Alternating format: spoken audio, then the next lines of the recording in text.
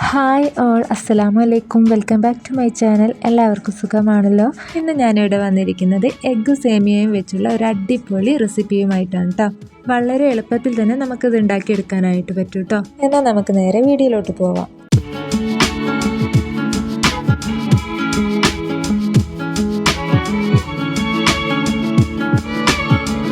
ഇതുണ്ടാക്കാനായിട്ട് ഞാനിവിടെ ഒരു വലിയ ഉള്ളി എടുത്തിട്ടുണ്ട്, ചെറുതായി അരിഞ്ഞു വെച്ചിട്ടുണ്ട്. ഇഞ്ചി, വെളുത്തുള്ളി, പച്ചമുളക്, ചുവന്നമുളക്, കറിവേപ്പില, തക്കാളി, 2 എഗ്ഗ് എടുത്തിട്ടുണ്ട്. പിന്നെ സേമിയാണ് കേട്ടോ. സേമിയ ഞാനിവിടെ വേവിച്ച് വെച്ചതാണ്, ഉപ്പ് ചേർത്ത് വേവിച്ച് വെച്ചിട്ടുള്ളതാണ് കേട്ടോ. ഇനി നമുക്കിത് എങ്ങനെ ഉണ്ടാക്കുന്നത് നോക്കാം. ഞാനിവിടെ സ്റ്റവ് ഓണാക്കി ഒരു പാൻ വെച്ച് കൊടുത്തിട്ടുണ്ട്. ഇനി ഇത് ചൂടായി വരുമ്പോൾ ഇതിലേക്ക് കുറച്ച് വെളിച്ചെണ്ണ ഒഴിച്ച് കൊടുക്കാം കേട്ടോ. പാനൊക്കെ നല്ലപോലെ ചൂടായി വന്നിട്ടുണ്ട്. ഞാനിതിലേക്ക് 2 ടേബിൾ സ്പൂൺ വെളിച്ചെണ്ണ ഒഴിച്ച് കൊടുക്കുന്നുണ്ട്.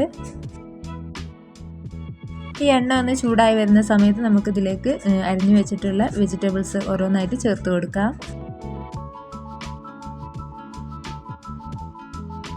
അപ്പോൾ എണ്ണയൊക്കെ ഇതാ നല്ലപോലെ ചൂടായി വന്നിട്ടുണ്ട്. ഇതിലേക്ക് അരിഞ്ഞു വെച്ചിട്ടുള്ള വലിയ ഉള്ളി ചേർത്ത് കൊടുക്കുന്നുണ്ട്.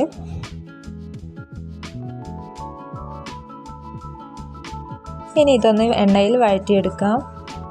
എൻ്റെ വീഡിയോ ആദ്യമായിട്ട് കാണുന്നവരുണ്ടെങ്കിൽ ഒന്ന് ലൈക്കും സബ്സ്ക്രൈബും ചെയ്തതിന് ശേഷം കാണണം കേട്ടോ. തൊട്ടടുത്തുള്ള ബെല്ലൈക്കണും കൂടി ഒന്ന് പ്രസ് ചെയ്തേക്കണേ. അപ്പോൾ ഉള്ളി ഇതാ നല്ലപോലെ വഴറ്റി വരുന്നുണ്ട്. ഇനി ഇതിലേക്ക് കുറച്ച് ഉപ്പ് ഇട്ട് കൊടുക്കാം. ഉപ്പ് ചേർത്ത് കൊടുക്കുമ്പോൾ ശ്രദ്ധിക്കണം, സേമിയ വേവിക്കുന്ന സമയത്ത് ഉപ്പ് ചേർത്തതാണ്. അപ്പോൾ അതിലേക്ക് പാകമായിട്ടുള്ളത് ഇട്ട് കൊടുത്താൽ മതി. ഇനി ഇതൊന്ന് വഴറ്റി കൊടുക്കാം. ഇനി നമുക്കിതിലേക്ക് ബാക്കിയുള്ള ഇൻഗ്രീഡിയൻസ് ഒക്കെ ഒന്ന് ചേർത്ത് കൊടുക്കാം. ഇഞ്ചി, പച്ചമുളക്, തക്കാളി ഒക്കെ ഇട്ട് കൊടുക്കാം കേട്ടോ. ഇഞ്ചി പച്ചമുളകൊക്കെ ഒന്ന് വാടി വന്നതിന് ശേഷം നമുക്ക് തക്കാളി ആഡ് ചെയ്ത് കൊടുക്കാവേ.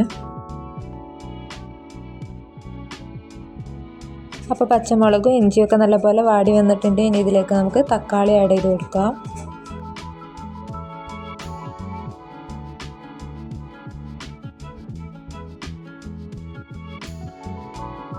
ഇനി ഇത് നല്ലപോലെ ഒന്ന് മിക്സ് ചെയ്തെടുക്കാം. ഇനി ഇതിലേക്ക് വറ്റൽമുളക് കൂടെ ചേർത്ത് കൊടുക്കാം. അതും ഒന്ന് നല്ലപോലെ ഒന്ന് വഴറ്റിയെടുക്കാം.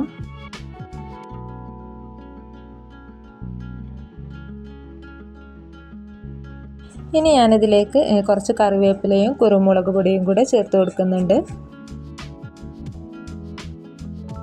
നമുക്ക് എത്രയാണ് എരിവ് വേണ്ടത് അതിനനുസരിച്ചിട്ട് കുരുമുളക് പൊടി ചേർത്ത് കൊടുക്കാം കേട്ടോ.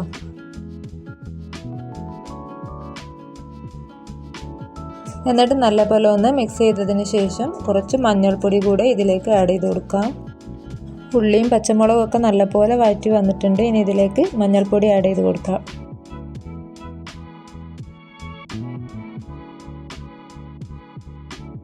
ഞാനിവിടെ ഒരു 1/4 ടീസ്പൂണൊന്നും പറയാനില്ല, ഒരു കുറച്ച് അളവിൽ മഞ്ഞൾപ്പൊടി ചേർത്ത് കൊടുക്കാം. മഞ്ഞൾപ്പൊടി ഒരുപാടായാൽ മഞ്ഞൾപ്പൊടിയുടെ കുത്തലുണ്ടാവും കേട്ടോ. ഈ മഞ്ഞൾപ്പൊടി ഇതിലേക്ക് പിടിക്കുന്നത് വരെ ഒന്ന് മിക്സ് ചെയ്യുക. അതിനുശേഷം നമുക്ക് മുട്ട പൊട്ടിച്ച് ഇതിലേക്ക് ചേർത്ത് കൊടുക്കാം. ഇപ്പം മഞ്ഞൾപ്പൊടിയൊക്കെ ഇതാ നല്ലപോലെ ഇതിലേക്ക് പിടിച്ചിട്ടുണ്ട്. ഇനി നമുക്ക് എഗ്ഗിലേക്ക് ചേർത്ത് കൊടുക്കാം. ഞാനിത് ഇങ്ങനെ തന്നെ ഇതിലേക്ക് ഇട്ടിട്ട് നല്ലപോലെ ഒന്ന് ഇളർത്തിയെടുക്കുകയാണ് കേട്ടോ ചെയ്യുന്നത്. തീ കുറച്ച് വെച്ചിട്ട് വേണം കേട്ടോ ഇതിങ്ങനെ ഇളർത്തിയെടുക്കാൻ. കുറച്ച് സമയം എടുക്കുന്നേ ഉള്ളൂ. ഇത് റെഡി ആയി വരുന്നതേ ഉള്ളൂ കേട്ടോ. ഈ ഒരു സമയത്ത് ഇതിലേക്ക് ഞാൻ കുറച്ച് സോയാ സോസ് കൂടെ ചേർത്ത് കൊടുക്കുന്നുണ്ട് കേട്ടോ. ഈ സോസിൻ്റെ കൂടെ തന്നെ ടൊമാറ്റോ സോസ് ഉണ്ടെങ്കിൽ അതും ചേർത്ത് കൊടുക്കാം കേട്ടോ. ഇനി ഇത് നല്ലപോലെ ഒന്ന് മിക്സ് ചെയ്തെടുക്കാം.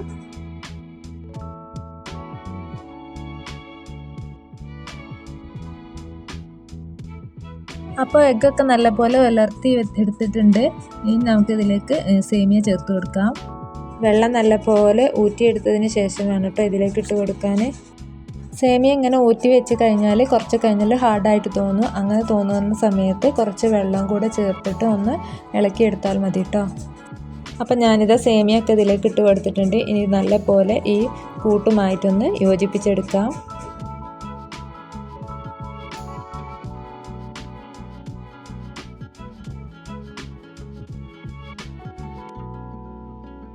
അപ്പം മിക്സ് ചെയ്തത് ഇത്ര മതി കേട്ടോ. ഇനി ഇതിലേക്ക് മല്ലിയിലൊക്കെ ഉണ്ടെങ്കിൽ ചേർത്ത് കൊടുക്കാം കേട്ടോ.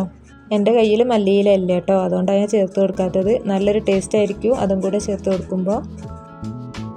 ഒന്നുകൂടെ ഒന്ന് ഇളക്കിയതിന് ശേഷം നമുക്കിതൊരു പാത്രത്തിലേക്ക് മാറ്റാം.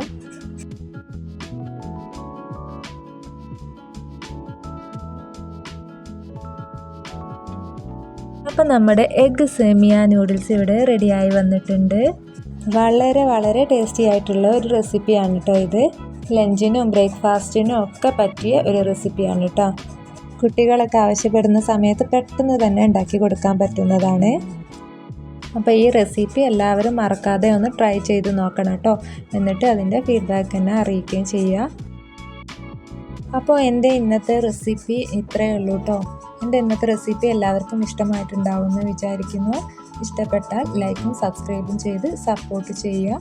കൂടാതെ തൊട്ടടുത്തുള്ള ബെല്ലൈക്കണും കൂടി ഒന്ന് പ്രസ് ചെയ്യുക. അങ്ങനെ ചെയ്താൽ ഞാൻ അപ്ലോഡ് ചെയ്യുന്ന ഓരോ വീഡിയോസും നിങ്ങൾക്ക് ലഭിക്കുന്നതാണ്. ഇനി അടുത്ത് തന്നെ പുതിയൊരു വീഡിയോയുമായി വരുന്നത് വരേക്കും എല്ലാവർക്കും ബായ്.